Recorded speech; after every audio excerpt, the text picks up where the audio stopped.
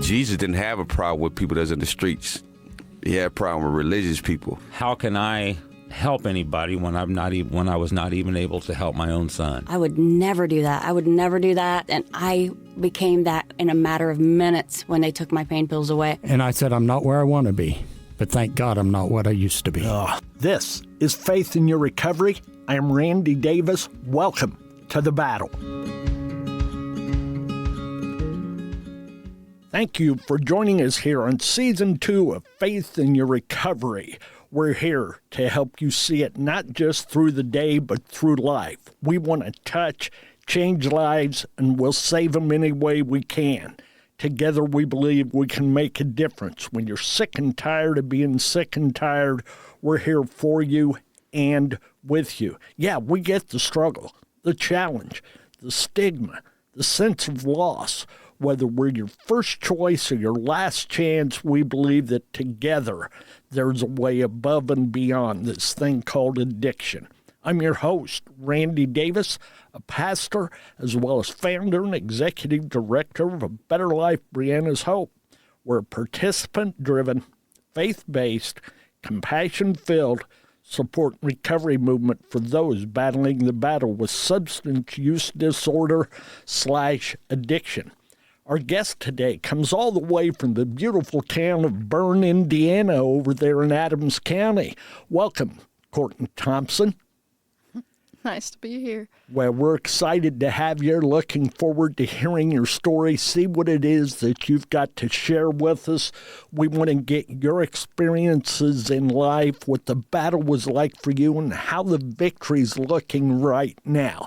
I realize the battle's not over. We recognize that, but it sounds to me like you're at a good place at this time. You agree? Yeah, I think so. Awesome. Okay. Well, go ahead, introduce yourself to our listeners. Just tell us a little something about you present day, okay? I'm 20 years old, and I'm a recovering alcoholic. And through Brianna's Hope, I have found a bonus family and a support team.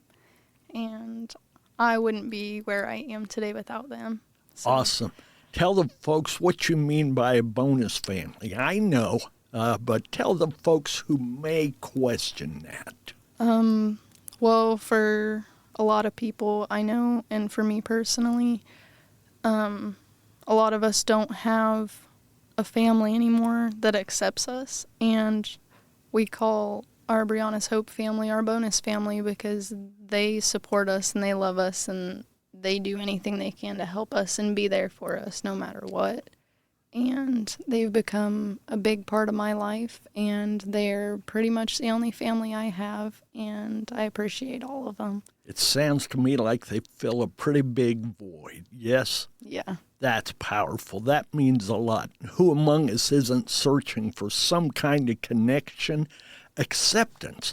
And so many times that's what drives folks to that dark side, if you'll pardon the expression, because we all find acceptance one place or the other. So let's go back in your life. Tell us, the general age. Tell us how you got started with your alcohol, anything else that may have come along. Share, please. Okay. I started drinking when I was 9 years old, regularly by the time I was 14 or 15, and I would drink until I couldn't stand up anymore. I was drinking from the time that I woke up until the time I went to bed, and alcohol was always something that I had around. I started smoking cigarettes and weed when I was 13, and that continued until recently. I just hit my 9 months sober off of alcohol and everything. So congratulations. That's big. Yeah. You say you started at the age of 9. It was always around. It was available in your household. Is that correct? Yes. And my friends always had stuff. People at school always had stuff. My family always had stuff in the house. It was just easily accessible. You made it clear that it was kind of a daylight to dark thing and beyond. How was life going for you at that point. What was school like, relationships outside your household even? Tell us a little about that. Well, when I was 14, I had just finished 8th grade and everything. My mom got married the summer after 8th grade, and we moved to Fort Wayne. And so that meant starting an all new school for high school. I went into it not knowing anybody. And by my sophomore year, probably about halfway through, I was drinking all the time. I found people to party with, smoke with, whatever, whether it was just stepping outside the school building or people I rode the bus with or whatever. I found people to fit in with. And I didn't do it just to fit in. I was trying to drown out all the other stuff I had going on at home. And that definitely strained my relationship with a few of my really good friends because they didn't like seeing me like that. So you must have gone through a series of adverse childhood experiences, yes? Yes. Yeah, and this was a way to cover up that pain and to cover it over. And at the time, they must have felt like good moments, even when you look back, seeing it wasn't so good. Is that accurate? Yes. There was times where, I knew it wasn't helping, and I knew, I wasn't facing everything, but I didn't really care, because I didn't even want to necessarily be alive, so I did anything to kind of speed up the process. Okay, that's understandable. Obviously, you went through a lot of pain, and this was a way to numb that. Yeah, had to be a rough time, no doubt. So you said you began with alcohol, then you moved to cigarettes, marijuana. Was that with the group that had accepted you, that group of friends, or did that come about in a different way? Actually, I started smoking weed with my friend's dad when we were 13 years old, and he had me trick her into thinking I had already smoked with him before, because I would stay with them all the time because my mom would leave for weeks or a month at a time, and I'd just be in my apartment by myself. So I would go upstairs to my friend's apartment, and I would stay there so I wasn't alone most of the time.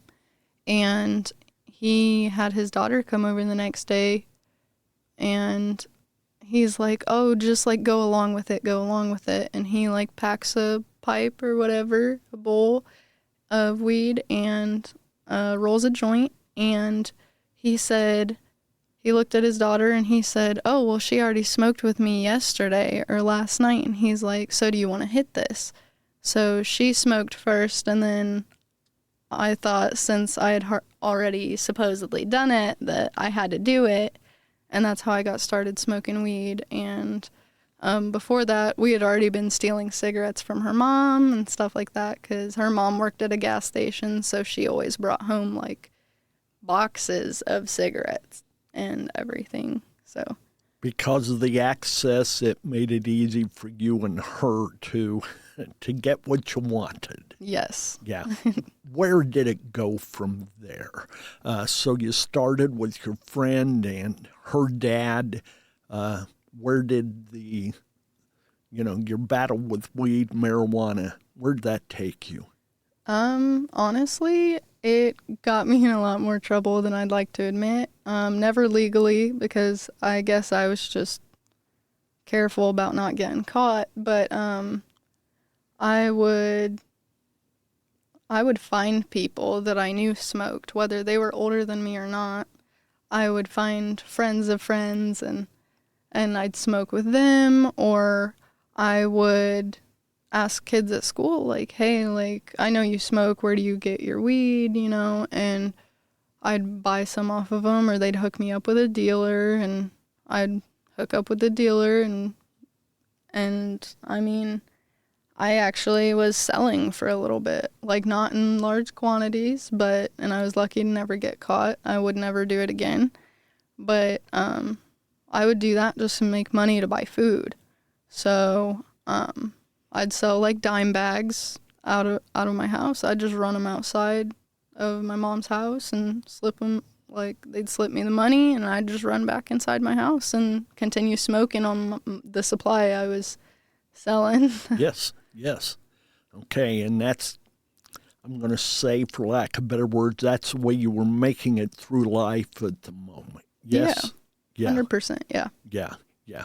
Okay, take us forward from there. That was kind of what, your high school years? Is that what you just described, junior high school, or? The beginning of high school, end of junior high, for the most part. I mean, I smoked weed all through high school and afterwards.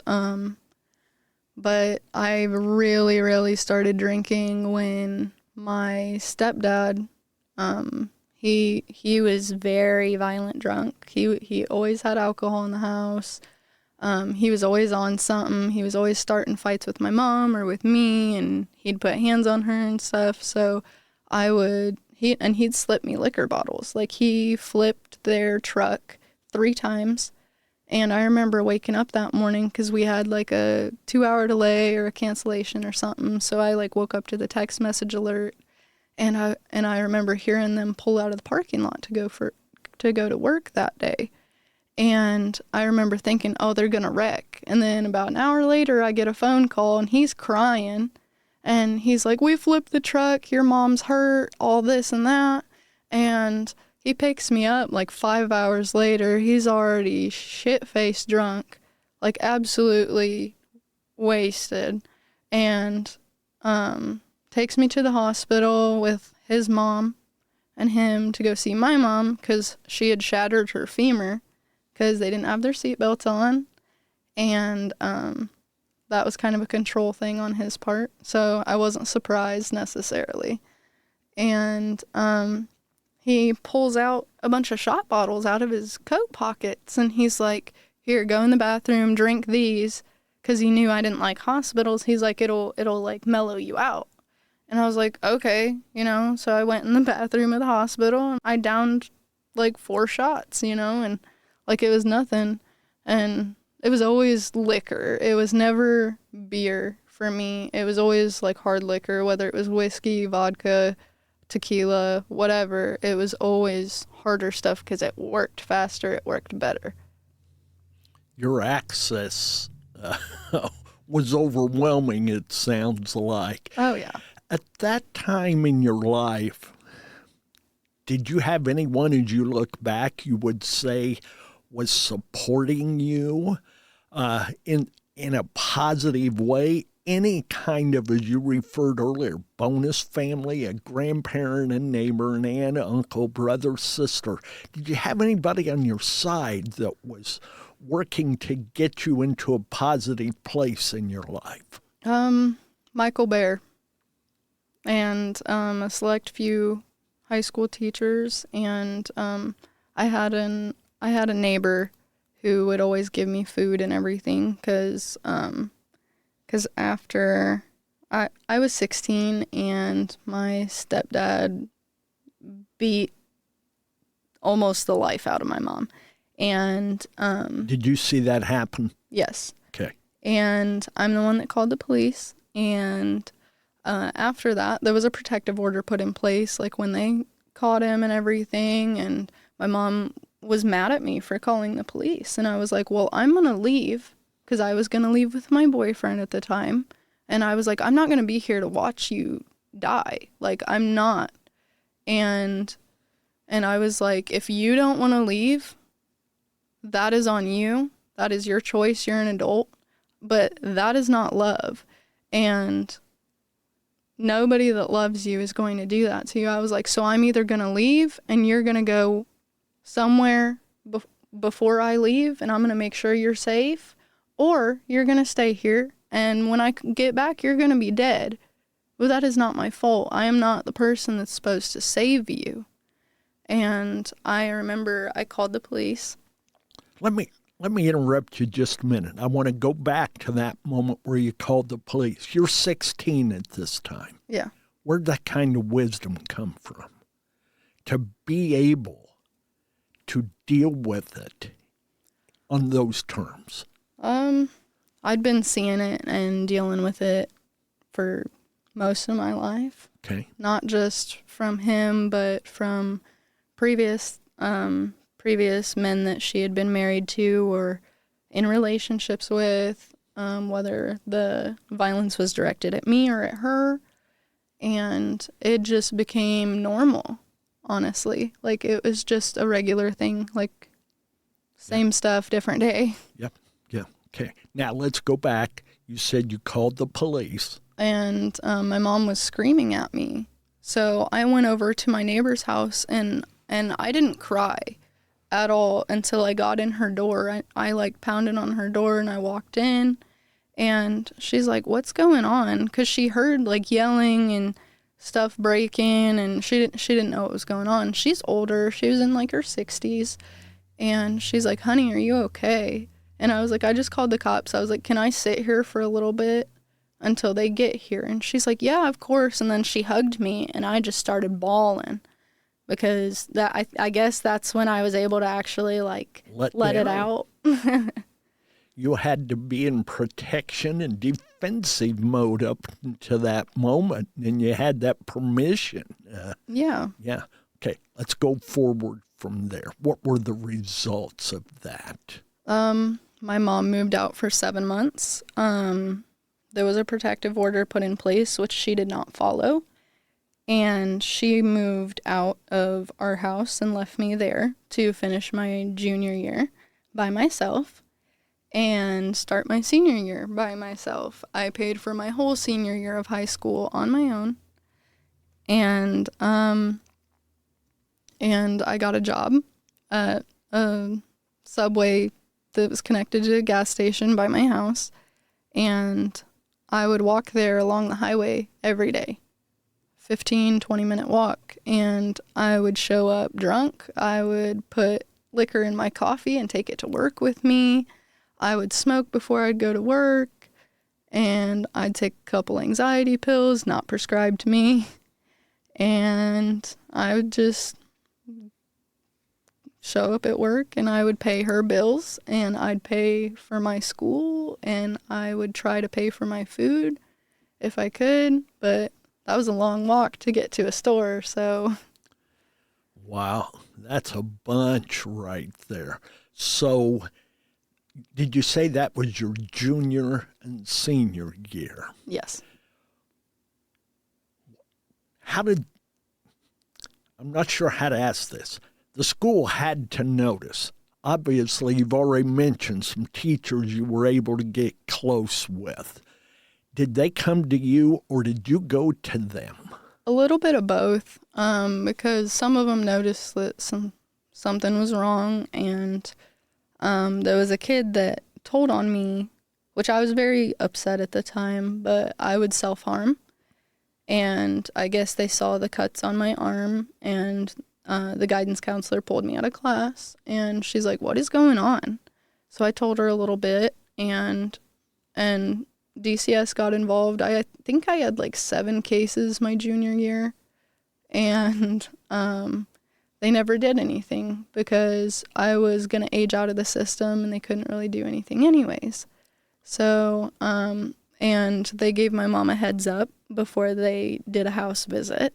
So, of course, she came early before they showed up. She came back to the house, and she filled the fridge with food because it had been empty for the most part. And you know, acted like everything was fine, like she'd been there this whole time, and they didn't do anything. So I was just stuck there until I graduated. You were able to graduate from high school with all of that stuff going on. Yeah. School was my way out. That was the only way I had out. Whether I went to college or not, I knew I needed to graduate. And I almost didn't.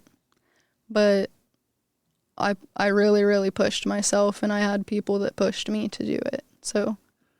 Wow. That's amazing that you could have done that. Congratulations for that effort and the recognition of how bad you needed that diploma.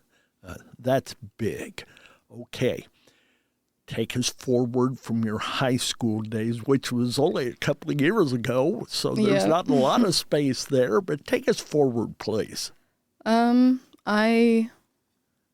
got into a really bad relationship. I graduated high school early and I moved out 10 days after I graduated. And I didn't even know that I'd have a place to stay. I was couch hopping for a little while, and then I reconnected with a guy that I had been on and off with since I was like 14. And did he know your story? yes. Okay. Yes, he did. And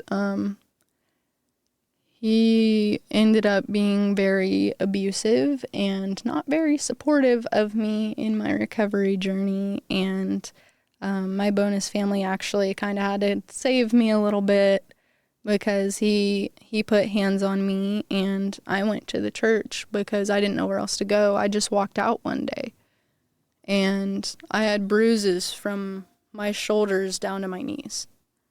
And From the physical altercation. yes, and there were multiple. But he was supposed to love me. Like, I almost got married to him. He helped me stop drinking for the first time.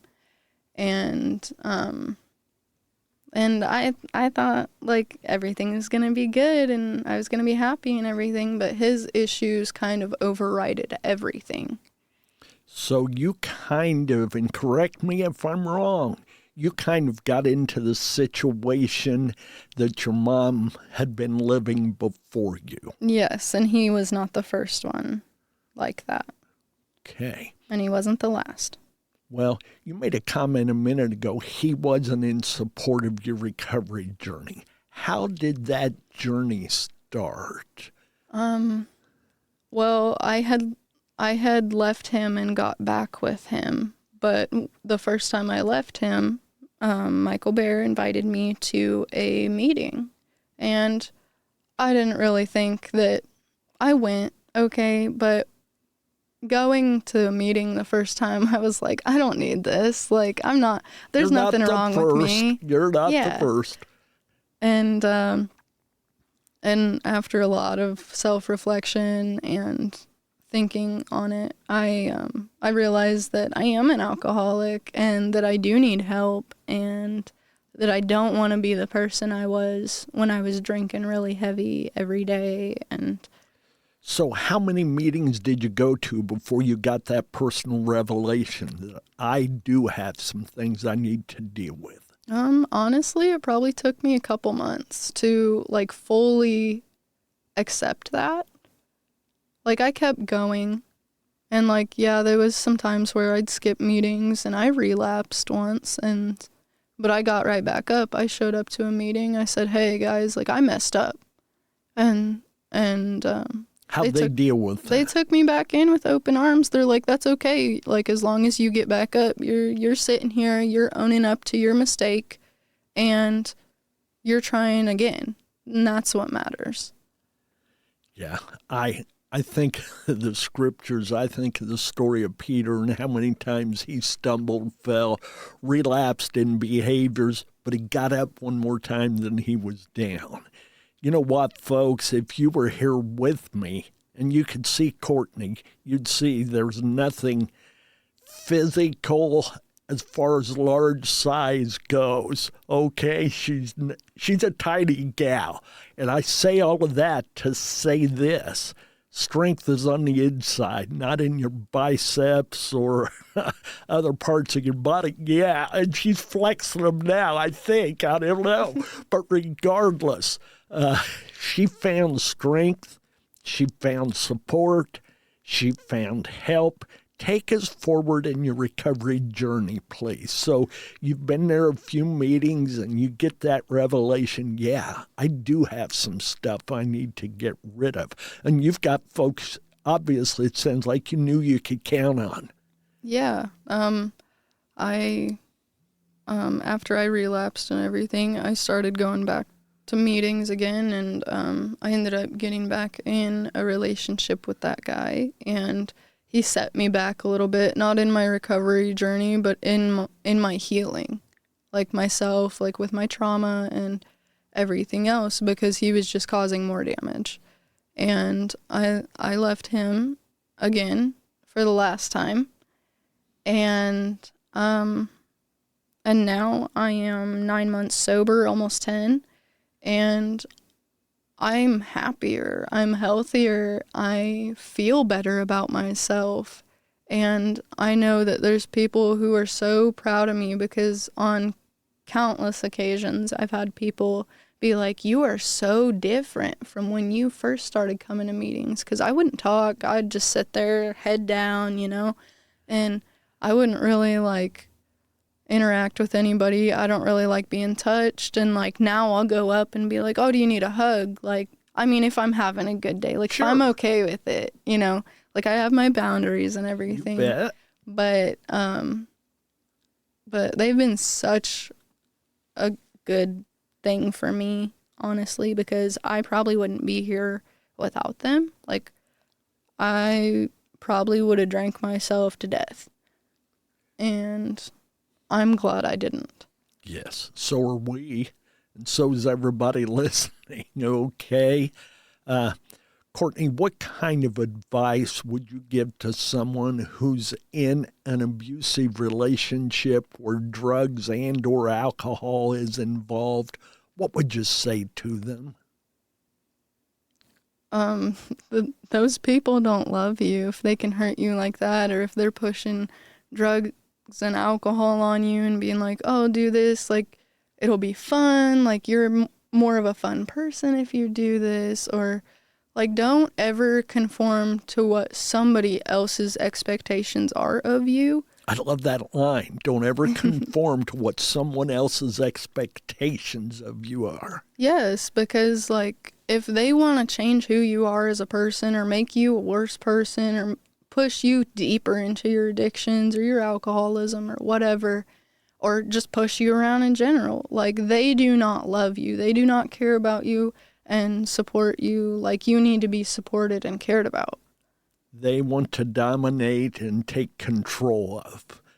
I heard it said years and years ago that those who are out of control or want to control have lost control themselves. And this is a way for them to feel better. If I can one-up you and stand above you, I can take charge of your life, even if I can't take charge of my own. Yeah, because, I never want to see somebody go through feeling or dealing with what I went through, even as a teenager in abusive relationships. I was pushed to the point where I didn't think I should be here anymore. I thought that nobody was ever going to love me because that sure as heck wasn't love. And I tried to take the easy way out, and I tried to kill myself at least 3 times. And I'm still here. And what kept that from happening? I woke up. That's it. Logically, I should not be alive because the last time I attempted, I cut up both my arms, my legs, my hips, my stomach. I took 200 anxiety pills, and I downed them with alcohol, and I woke up the next day, bloody, stuck to my sheets or my floor or wherever I passed out at. And I think maybe I threw up once, and that was it. And I was mad. I was very, very angry that I woke up because I did not want to wake up. But I did. And I'm not religious, but I do believe that everything happens for a reason, and I woke up for a reason. Maybe today's that reason. That may sound arrogant on my part, but there is a scripture that says that we were basically created for such a moment as this. And what you have had to say, there's got to be people out there who can relate, who have been in that extreme darkness, either intentionally or unintentionally tried to take their own life. I can understand that a little. Not that I've been there, but my mother was successful at taking her own life. So I can relate to some of what you're saying. I'm just thrilled you were a failure at it, which makes you a success. And what you have to give now, what's your hopes? What's your plans for the future? What's your dream? I don't care how big it is. I just want to help people, and that's why I'm here, like, telling my story. That's why I've told my story at our Brianna's Hope chapter. Yeah, it helps me to, like, get it out there and everything, but if I can help somebody else, whether they can relate or they have questions or they're thinking about doing something in terms of pills, alcohol, weed, or hurting themselves, like, I can be there and try to help them through that feeling or that craving or whatever. And I actually, to cope with my own self-harm, I tattoo myself because it's a way of turning my pain into something beautiful. What's your favorite tattoo that you have? Tell the folks what it is. I didn't do this one, but there's a tree on my arm that is for my sister that was stillborn. And that is my favorite tattoo because when she was cremated and we got a tree, and at her headstone we planted the tree and put her ashes around it. So it was like she was still growing and still living with us in a way. And I have a tattoo of her tree with her name under it to remind me that she's with me all the time. Would you mind sharing her name? Tara. Tara. Yes, and it means earth. So I thought that was fitting. Ashes to ashes, dust to dust, earth to earth. And Yes. there it is. And there's the tree to prove it. Okay. Wow. Thank you for sharing it. That's pretty personal. We appreciate that. No problem. All right. I don't really know what to say. To hear your story, the dark times, the struggles, the years of battle, the internal hurt, the hurt put on you by others, that physical hurt at 20 years old. But let me say this, I hope you can figure out what it's about. I've dealt with folks in here who just started to turn around in their 30s or 40s or even later. I am not diminishing what you've been through, but I'm applauding you for getting it stopped and moving forward as you are at this point, okay? Tell the folks out there who are on the verge of making that decision between remaining with their struggle, continuing to drink or to use, versus going to some sort of recovery element. Continuing to drink or use or whatever, it is just prolonging the inevitable, honestly. It is trying to drown out something that only sends you back farther, and it comes back crashing in waves. It's like a hurricane hitting you all at once you're sober again. And that's why you keep drinking. That's why you keep using, is to try to numb it out. But it always comes back at least 20 times harder. What has been the joy of your recovery up to this point? Getting to realize that I don't have to be drunk or high or tripping or whatever to have a good time or to be accepted by people or to feel like I'm wanted where I am. You're wanted where you are. Wow. Heavy stuff. Yeah. Good stuff. Courtney, is there anything else you'd like to add? I'm not sure. No, that's okay. Let me kind of close us with this question. And I know you said you're not a religious person. Well, that's not an issue here at, Faith in Your Recovery. But what does that title mean to you? Faith in Your Recovery. You have to believe in something, and you have to believe in yourself, and you have to believe in the people helping you through your recovery so you can actually recover. Because if you don't believe that you can do it, you're not going to do it. Well said. You're wise beyond your years, and with your experiences, you've done a tremendous job of sharing those with us. And, you said you wanted to, grow up to make a difference. You're an adult. I get that, but you're still a young adult. You made a difference here today in me, if nobody else. Thank you for your boldness, your willingness. We talked earlier, like a lot of people, you have microphobia, fear of the microphone, but you have handled yourself extremely well, and we're pleased with that. Thank you for your time and your effort. Folks, just when you're at your worst, God shows up with his best. Your setbacks are his setup for your comeback. Courtney has shared with us today here on Faith in Your Recovery. We hope it's impacted you and will move you forward in your journey toward recovery. Tune back in. We'd be glad to have you choose your favorite platform, and we're going to be there. If not, you can find us on Spotify, Apple, Google, just about anything and everywhere. God bless you. Stay in the battle.